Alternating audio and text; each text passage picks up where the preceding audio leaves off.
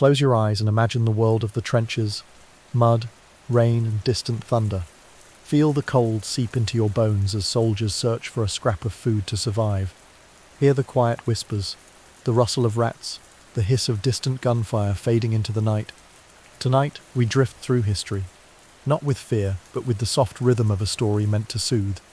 Let your mind wander into the trenches, where survival tastes bitter, yet humanity flickers like a candle in the dark.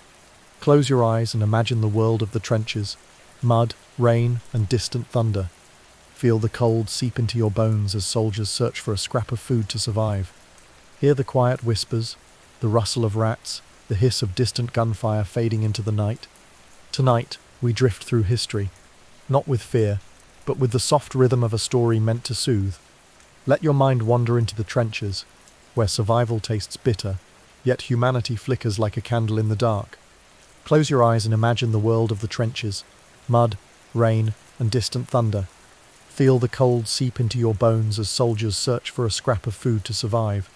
Hear the quiet whispers, the rustle of rats, the hiss of distant gunfire fading into the night. Tonight, we drift through history, not with fear, but with the soft rhythm of a story meant to soothe. Let your mind wander into the trenches, where survival tastes bitter, yet humanity flickers like a candle in the dark. Close your eyes and imagine the world of the trenches, mud, rain, and distant thunder. Feel the cold seep into your bones as soldiers search for a scrap of food to survive. Hear the quiet whispers, the rustle of rats, the hiss of distant gunfire fading into the night. Tonight, we drift through history, not with fear, but with the soft rhythm of a story meant to soothe. Let your mind wander into the trenches, where survival tastes bitter, yet humanity flickers like a candle in the dark. Close your eyes and imagine the world of the trenches, mud, rain, and distant thunder. Feel the cold seep into your bones as soldiers search for a scrap of food to survive. Hear the quiet whispers, the rustle of rats, the hiss of distant gunfire fading into the night. Tonight, we drift through history, not with fear, but with the soft rhythm of a story meant to soothe. Let your mind wander into the trenches, where survival tastes bitter, yet humanity flickers like a candle in the dark. The ground shakes before you even hear the shell land. A distant thunder, then a deep rolling growl beneath your boots, like the earth waking up in anger. The Western Front has no sunrise, no sunset, only grey skies, grey mud, grey faces of tired men who have forgotten what warmth feels like. This is not a place where people live. This is a place where people endure. The trenches stretch endlessly, twisting like rotting veins across France and Belgium. Narrow, suffocating walls of dirt hold them in place, 3 meters deep and lined with decaying sandbags that do little to stop the rain. Water pools at your ankles, then climbs to your knees. It doesn't matter. Everything is wet. Your socks, your skin, your bones. And here, in this cold tomb carved into the earth, food is not a comfort. It's not an experience, not a joy, not a celebration. Food is survival, nothing less, nothing more. A whistle blows somewhere to the right. Someone signaling a ration arrival. A weak cheer rises, not out of excitement, but out of relief. Because hunger is a constant shadow here, one that gnaws at men harder than fear. Soldiers in these trenches don't dream of going home. They dream of bread, hot bread, soft bread, bread that doesn't crumble with mold or freeze like stone in the winter wind, bread that reminds them they were once human. Supply lines snake backward for miles, from trench to reserve to railway station, guarded fiercely because they are the arteries of the army. Without food, there is no fight. Without food, men don't hold rifles. They don't load artillery. They don't even crawl. They collapse quietly into the mud and never rise again. But the truth is, those supply lines fail. Often, artillery destroys wagons. Rain floods the roads. Rats tear into sacks before they arrive. There are days entire battalions go hungry, and when the rations do make it, they are an insult to the idea of food. The British soldiers get a daily allowance known as iron rations, canned corned beef, dried biscuits harder than stone, tea, sugar and salt. It sounds decent until you open the tin and smell the bully beef inside. It oozes out in greasy pink clumps, smelling faintly of metal and decay. Hard biscuits crack teeth. Tea is brewed with water dragged from puddles full of dead insects. And yet this is food. This is life. Across the lines, the Germans eat black bread made from sawdust filler. The French choke down watery onion soup and horse meat. The Americans, when they finally enter the war, bring beans, pork and coffee. But something in the trenches changes all food. It all ends up tasting the same. Mud, blood, gunpowder, fear. Trench life turns every meal into a battle. Soldiers eat in a crouch. Helmets tilted toward the sky to block falling shrapnel. Rats the size of cats leap from wooden ledges, snatching scraps before spoons reach mouths. Lice swarm inside tunics. The stench of wet wool mixes with rotting flesh from no man's land. And yet somehow they eat. Food becomes ritual, a moment of fragile normalcy, a reminder of home, even if only for a second, even if the bread is stale and the meat is spoiled, even if their hands shake while holding the tin. This may sound like a story about meals, about ingredients, about what soldiers ate, but it isn't. This is a story about desperation, about survival, about men trapped between death and another day. This is not a cooking story. This is a war story, told through food. And in the next chapter, we step deeper. Not into the battle, but into the bowl, because the truth about trench food isn't just unpleasant, it's sickening. If hell had a kitchen, it would serve bully beef. For millions of soldiers trapped in the trenches of World War I, this stuff, this greasy, salty, tin-packed mystery meat, was as common as mud, misery and death. Officially, it was canned corned beef, produced in factories and shipped across oceans. Unofficially, soldiers called it horse meat, corpse loaf, or simply the curse. It came in cold, sweating tins that looked like metal tombstones, stamped with factory labels that had long since bled into rust. You opened it with a dull knife and the smell hit you first. It wasn't the smell of food, it was the smell of surrender. Warm grease, dead air, fat that refused to melt even near fire. A soldier once wrote in his diary, "It tastes like sadness and needles." Others said it tasted like gun oil mixed with wet dog. And yet, day after day, they ate it, because there was nothing else. Bully beef was the British Army's main ration. Not because it was delicious, not because it was healthy, but because it was cheap, durable, and almost impossible to destroy. Fire couldn't spoil it. Rain couldn't ruin it. Time couldn't change it. It lasted forever, like war itself. And then there were hardtack biscuits, the cruel companion to bully beef. These weren't biscuits as we know them today. There was no butter, no sugar, no softness. Hardtack was punishment baked into a square. Flour, water, nothing more. When fresh, it could crack a tooth. When old and in the trenches, it was always old, it could break a rifle butt. You didn't bite hardtack, you negotiated with it. Soldiers soaked it in tea to soften it. They hammered it with rifle butts. Some used bayonets to stab and split it. Others joked it should be issued as armor instead of food. If the bully beef didn't choke you, the biscuit finished the job. Together they formed a dreadful duet, the infamous frontline meal. But soldiers are resourceful creatures. Desperation breeds creativity. From this prison menu they invented trench cuisine. Some mixed bully beef and crumbled biscuit into a crude paste they called trench mash. Others heated them together in muddy helmets to make trench stew. Add a few shreds of onion stolen from a French farm, maybe a potato looted from an abandoned village, and suddenly you had something almost resembling food. Almost. The stew simmered over tiny fires, flames hidden from enemy view. The meat sizzled and spat, releasing coils of grease that floated like oil on water. The biscuits softened, finally surrendering their stone-like resistance. Men huddled around it like cavemen around the last flame on earth. They passed spoons from hand to hand, wiping them on muddy sleeves. No one cared. Hunger doesn't demand etiquette. Yet even then, even in this act of makeshift cooking, there was no pleasure. One soldier wrote, "We don't eat because we want to. We eat because tomorrow wants us dead." That was life in the trenches. Food wasn't nourishment. Food was fuel. You shoveled it in like coal into a furnace, just enough to keep burning through another day of war. They joked about it to stay sane. More men will die of army cooking than German bullets. We're not fighting the Kaiser, we're fighting the beef.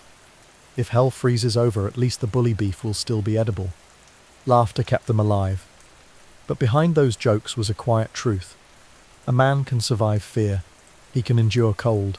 He can swallow pain. But he should never be forced to swallow bully beef for months on end. And yet they did. Because war doesn't care what food tastes like. War only cares whether you can keep going. In the next chapter, we go deeper into the dark truth of trench eating, where food fought back and meals turned into nightmares. Because ration tins weren't the worst thing soldiers faced, the real horror was what lived in their food. Food rotted faster in the trenches than hope. By the time supplies reached the front lines, they had already survived a journey worthy of a soldier.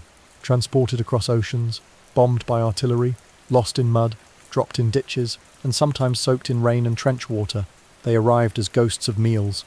Bread came green with mould, meat sweated white slime, jam tins hissed when opened, as if angry at being disturbed. But soldiers didn't complain. They ate what they could when they could, before something else got to it first. Because in the trenches, food had enemies. It started with delay. A single artillery barrage could halt delivery trucks for days. Horses died pulling supply carts through mud so deep it swallowed wagon wheels whole. When food finally arrived, the men didn't form a line. They formed a defense, because survival wasn't just against enemy bullets, it was against nature itself. The rat war. The trenches belonged to rats. Millions of them. They ruled like kings over mud and death. At first, soldiers ignored them. Small brown streaks that scurried along trench walls. But soon, they noticed something strange. The rats were growing, getting fatter, bolder, smarter. They feasted on unburied corpses in no man's land, and returned to the trenches with blood still on their whiskers. Soldiers woke up to find rats chewing on their boots and sometimes their fingers. Some rats were so large that men mistook them for cats in the dim morning mist. "You can shoot the enemy," one soldier wrote, "but rats just multiply." And rats were always hungry. They tore sacks of oats apart.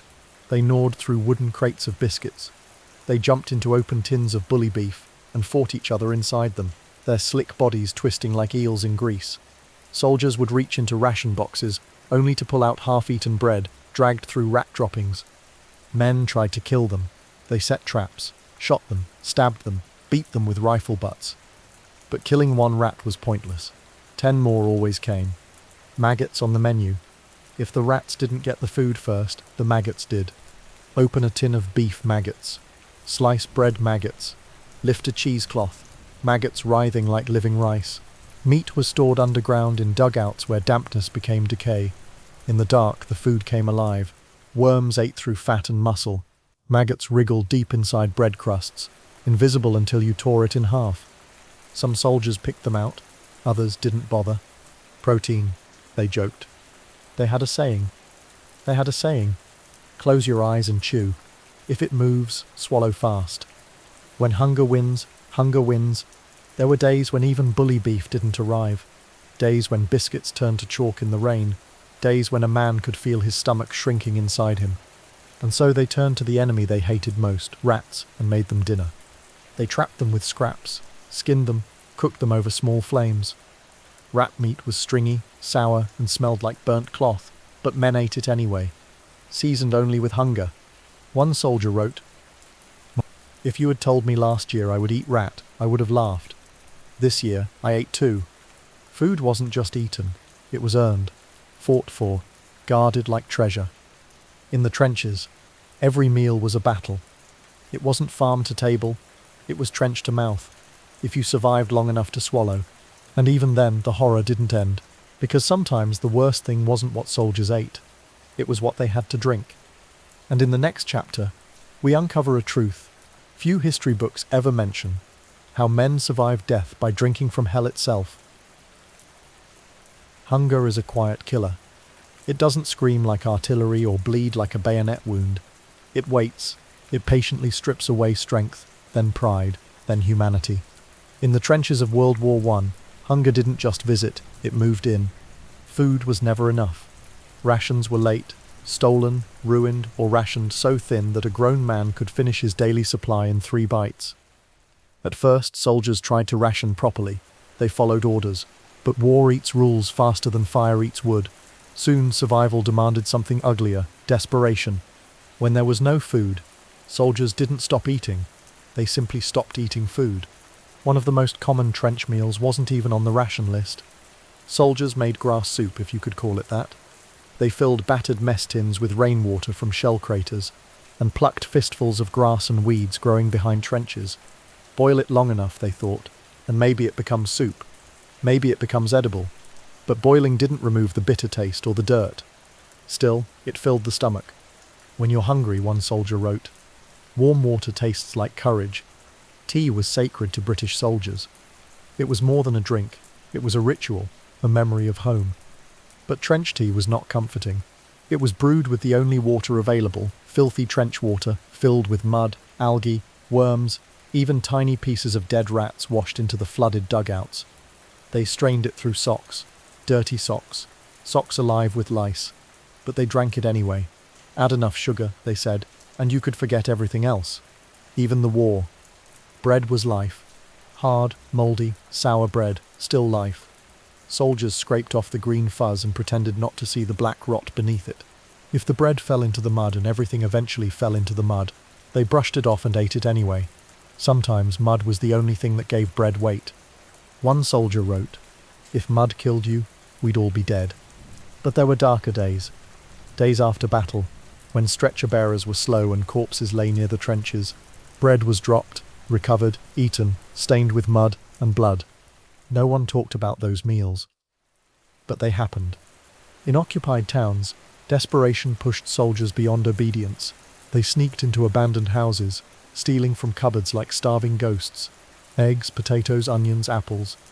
Anything fresh was treasure. Sometimes villagers caught them. Sometimes they shared their food. Sometimes they cursed them, soldier, invader, beggar, thief. Hunger didn't care who was right. Behind the lines, black markets formed among soldiers. Food became currency. A tin of jam was worth more than bullets. A real egg, worth gold. A piece of meat, worth a man's soul. And the most valuable trade item of all, cigarettes. Cigarettes bought bread, cheese, even fresh milk from a farmer brave enough to sneak near the front line. It was a war within a war, a battle fought not for land, but for a bite of something real. Hunger replaced manners with instinct. Men snapped at each other over crumbs. They lied about supplies. They hoarded scraps. They searched pockets of the newly dead for food before sending them to burial. Hunger teaches no mercy. Yet in that darkness there was a strange truth. They didn't fear death. They feared starving first. Because in war, bullets are fast, but hunger drags you down slowly, day after day, bite by bite. And as soldiers fought for food, they discovered something even more shocking. Hope sometimes came in a small box from home.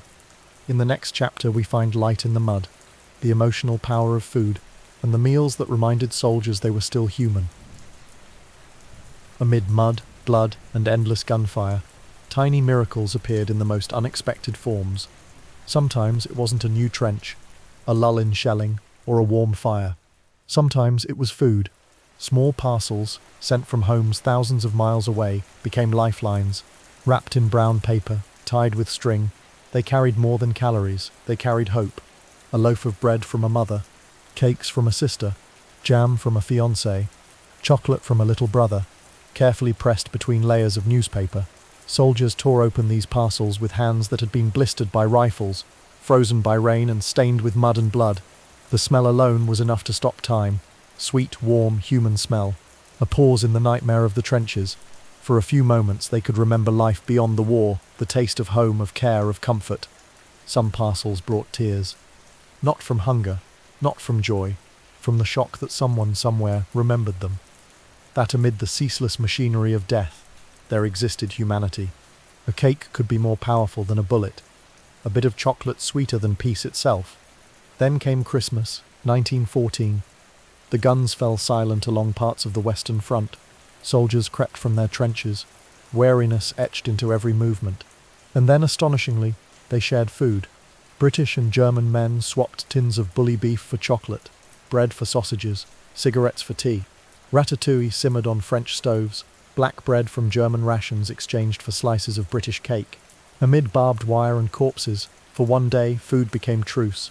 Humanity, fleeting but real, resurfaced over small acts of sharing. Even in routine meals, soldiers found solace. British tea culture persisted in the mud, the damp, the lice-infested trenches. Water boiled over tiny flames, tea bags dunked with reverence. The ritual comforted them more than the caffeine could. Germans clung to black bread, dense and heavy, biting through texture to find strength in familiarity. French stews simmered over makeshift fires, a reminder that life could still be nourished, even in chaos. Soldiers became chefs of survival.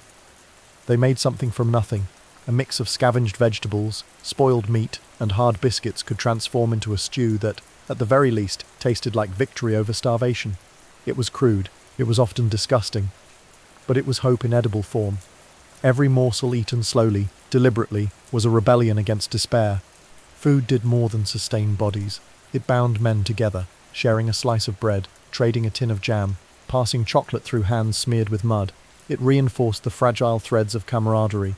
It reminded soldiers they were alive, that they were still human, that even in the trenches, kindness could exist. Even in horror, food created humanity. And so, amid the shelling, the lice, the rats and the despair, there were these moments, a chocolate bar breaking a sobbing man's monotony, a shared stew bringing a fleeting smile, a sip of tea that tasted like peace. For a few seconds, the war fell away. The mud didn't matter. The blood didn't matter. The bullets didn't matter. Even in the darkest trenches, there could be warmth. Even in the worst of wars, there could be comfort. And sometimes, the smallest taste, sweet, soft human, was enough to remind a soldier what he was fighting for. In the next chapter, we step into the aftermath, where war changed everything, even food itself. Because survival is one thing, transformation is another, and the trenches taught soldiers both lessons with each bite.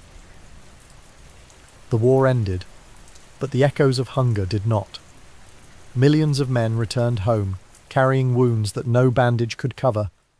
Wounds not only in body and mind, but in memory, and along with the memory of mud, blood and rats, they carried the memory of taste lost in the trenches. World War I changed the way the world ate. It didn't just break nations, it broke food itself. Necessity demanded invention, and invention demanded survival.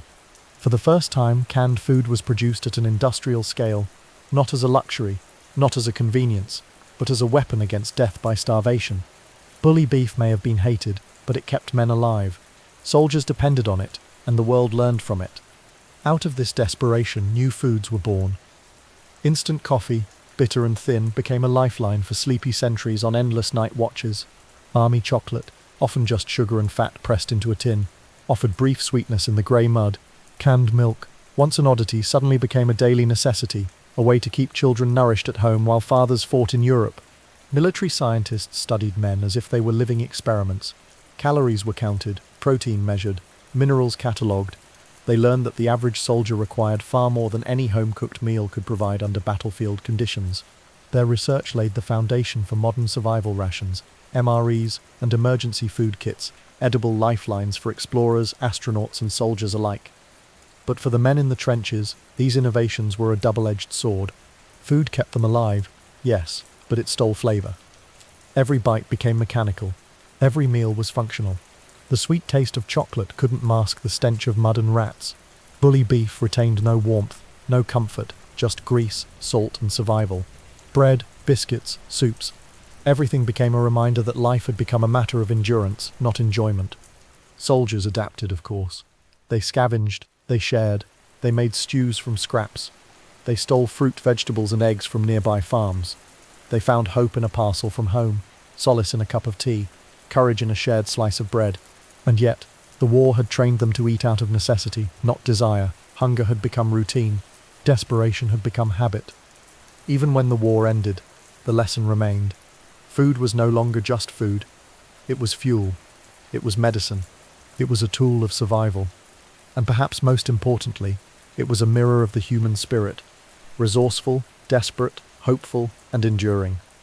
In quiet moments, long after the guns fell silent, men remembered the taste of trenches. They remembered the rat-infested bread, the maggot-laden meat, the boiled grass and filthy water. They remembered the chocolate from home, sweet enough to bring tears.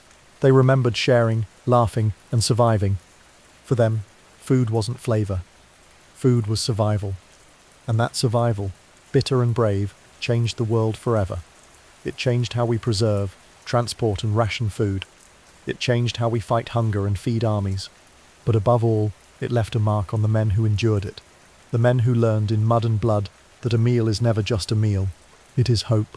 It is life. It is everything. The trenches took their youth, their innocence, their friends, and their laughter. But even there, even in the darkest mud, they found life in a bite, and the world would never eat the same way again.